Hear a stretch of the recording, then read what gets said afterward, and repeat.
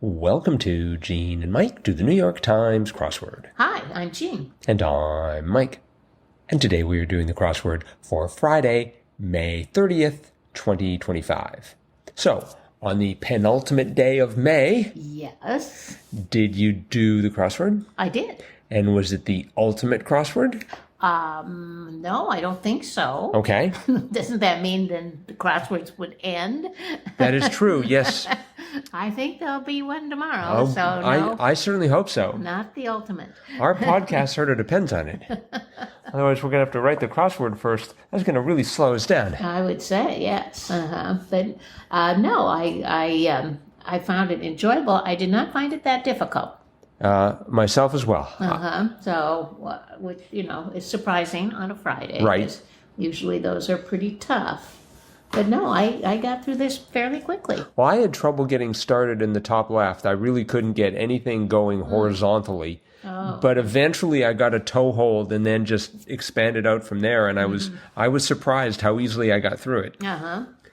Unscathed, as it were. Well, good. Now, based on the law of conservation of crossword difficulty, this means that tomorrow's crossword is going to be impossible. Yes. And this was by Raphael Musa, who I believe has created some really hard crosswords. Yes. So I'm expecting him to have another one tomorrow that no one will be able to do, including himself, and he wrote it. Yeah. Don't know that for a fact. Guess we'll know tomorrow. Right. Or actually, today in about 40 minutes. So there were some good clues in here. Yeah. No theme. One across, we started off with something I didn't recognize. Establishment that might host a drag brunch. And, I wanted to read that as drag bunch, but it was drag brunch, and that was a gay bar. A gay bar, yes. So, And then the next one rhymes. Something that's filled with bad words, a swear jar. yes. So we had gay bar, swear jar, and I'm like, ooh, I wonder if there's a pattern that's going to exist here, but it did not. Yeah, 7 across the something that's filled with bad words swear jar was brilliant. Yes. Yeah, that was a great clue. I also like 3 down, the elusive hirsute creature, the yeti. Yes. I just like the word hirsute, Yes. which I don't actually know how to pronounce, so I think it's probably hirsute. right. I think I'm putting too much into that U there, but Well, maybe. and then 5 down, early investors in lingo was angels. Yes. Did you get that right away? No. Oh, okay. For some reason, I know angels. 7 down, the topiarist's canvas was a shrub. Yes, That I was knew cute. that. I did know that. So. I started off with brush. I find it very interesting that shrub and brush are anagrams of one another. Well, they are. That's true. Oh, there ought to be a crossword, some sort of a theme in that. Oh, dear. Words that are anagrams of one another and types of foliage. That might be a little too specific. Let's see, we had 10 down. The stock seller's stipulation was the ask price. Yes. Which always sounds to me as a grammatical mistake. It should be the asking price. Oh, But I don't know. I'm not into high finance. Me either. Yeah, that's not my forte. 16 across. Bottle full at a barbecue was hot sauce. Yep. Did you get that right away? No, because the only thing I could think of was barbecue sauce. Oh, it could have been BBQ sauce. But no, it was hot sauce. I was ready for it to be a rub. Oh no, that's not. That's a rub is like granular. It's not liquid. Oh, No. sort of like a spice or something. Yeah. Something you sprinkle on. Right. Okay. Well, not being Actually, you rub it in. not really being an expert on meat products. No, you wouldn't know. I would not know that. 21 across was turpentine sources, and I thought Menards, Oh. but it turned out to be pines. Pines, yes. Yes. I've wondered where turpentine came from. Oh, yeah. Pine trees. You knew that? Yep. Oh, okay. Have you ever made any turpentine? No, no, never. Let's see. 22 across was we're leaving soon. All aboard. Right. I like that one. That was funny. Yeah. Yeah. My last word was, in fact, 28 across, the nail polish brand with a raisin your voice shade. And the answer was Opie. That is correct. I went for Oxy, Oh, no. because I think I was thinking of Oxo, which is the brand in the kitchen, right? Yes, that's Right. the kitchen gadgets. So I took Oxo and Opie and got, or Oxo and, Oxo and Oppo. And anyway, I ended up with the incorrect answer for a time. And then we had another nail polish brand, that 31 across. That was nail polish brand with a gossip and spill shade. That was Essie. Yes, I went for Estee. Like Estee Lauder. Yes. Yeah, no, that's a different company. They're not into nail polish? Does Estee Lauder not make nail polish? I don't believe so. I bet they do. More into skin. Sort of right next to the skin. I mean, go a little bit past the skin and you're on the nail. It's different. Did you get 29 down? The South Asian wraps were dosas? No, in fact, that's where I ended because I had DOS blank A, and then 42 across was South Asian wrap. And so I had S blank RI. So I thought, well, that's got to be a vowel. So I just started, typing in vowels. I got to the A. It was. Oh, but you knew sorry as a wrap. I was thinking of a food wrap. Right. That's what made that such a great crossing. Oh, yeah. Yeah, totally befuddled me. Yeah. But sorry and dosas. I bet it's that one set of clues by itself that got this accepted. That dosas and sorry. Yeah, that was pretty clever. We had 46 across. A cabaret performer, e.g., was an artiste. Yes. Yeah, I wondered about that. Yeah. They called them artiste. So, I had, let's see.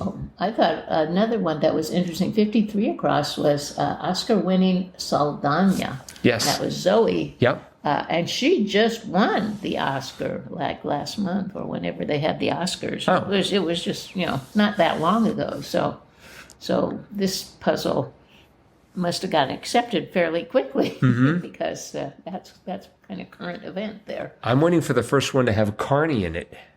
Oh, yeah. But it might be a while, I suppose. Or Pope Leo. Or Pope Leo.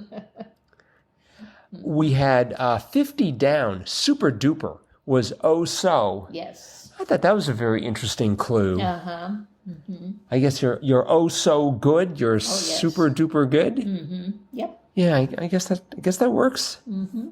I mean, it's in the New York Times crossword, so it must be right. Right. Yes, and it's been in before. Oh, so I'm pretty sure. It'd be hard to believe that would be a debut. Yeah. We had because lots of times that's clued like to TOO. I see. Yeah. Like two. Right. Oh, so. Actually, when I saw super duper, I thought it was going to be some play on superintendent.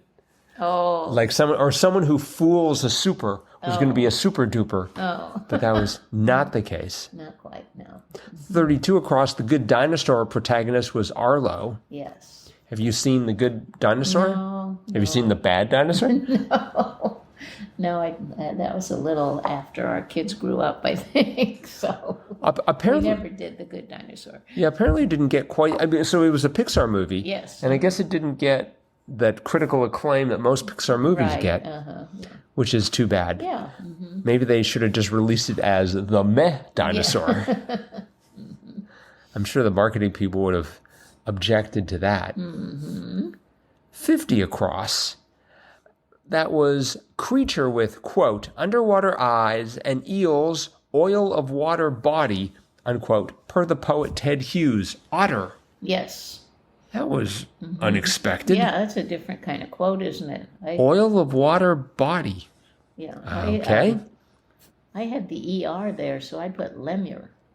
Oh, a lemur? Lemur, yeah. But no, it was otter.